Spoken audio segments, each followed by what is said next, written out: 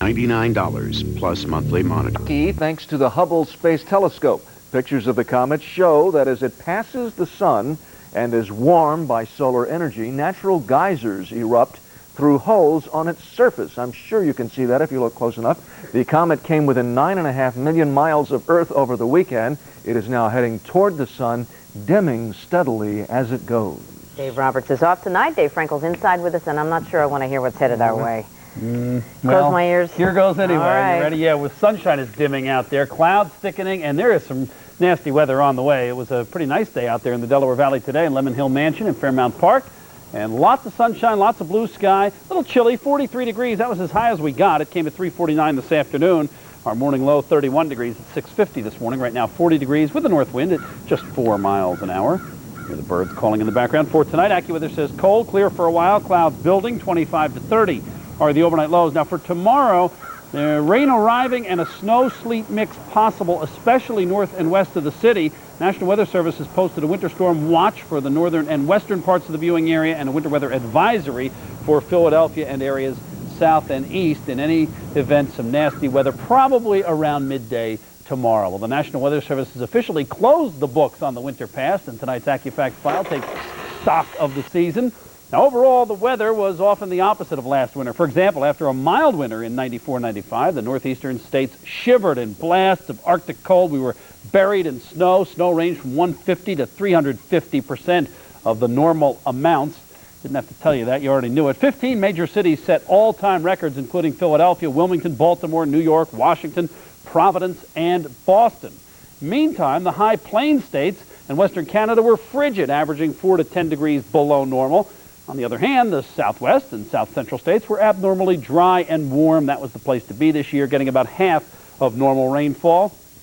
The big factor this winter was a shift in influence from the El Nino pattern to La Nina, Spanish for little girl. El Nino usually brings warm conditions from the Pacific, but La Nina brings cooler Pacific weather. What does it all mean for the future? Well, we will delve into that a little more tomorrow night in the AccuFacts file, and more on the approaching storm tonight in the 5-day at 6. All right, thank you, David. Meantime, we want to show you a pretty picture. Brilliant sunshine along the Jersey Shore. This is live on Sky 6 right now. In fact, we had to wait for the sun to go down a little on the horizon so we could even shade the picture and show it to you. Four of the couple's home by police at about Delaware Valley today. This time it was in a Trenton salvage yard. New Jersey correspondent Nora Mushanek has the story.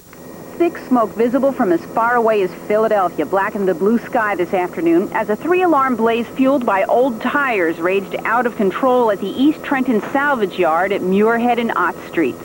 The vehicles are apparently loaded with tires, and then there are piles of tires in various areas of the junkyard. I'm really stunned that it was this bad. We get a few small ones over here. The kids set fires and that, but this really amazed me that it was this bad. Car after car caught fire, whipped by the steady winds. Every few minutes throughout the fire, you could hear muffled bangs. That was the sounds of the gas tanks and the abandoned cars exploding. Firefighters hustled in countless containers of chemical foam to dampen the fire. No injuries were reported, but the heavy smoke forced the evacuation of a printing company next door. We've monitored the air, and there's nothing in there as far as acids, things like that. There's a lot of buildings here. There's a lot of businesses that are here that are now impacted by this. It may be in jeopardy, so we're going to look and see if there's proper approval here. The fire is considered suspicious. Someone reported seeing a man hopping a fence at the salvage yard around the time the fire broke out.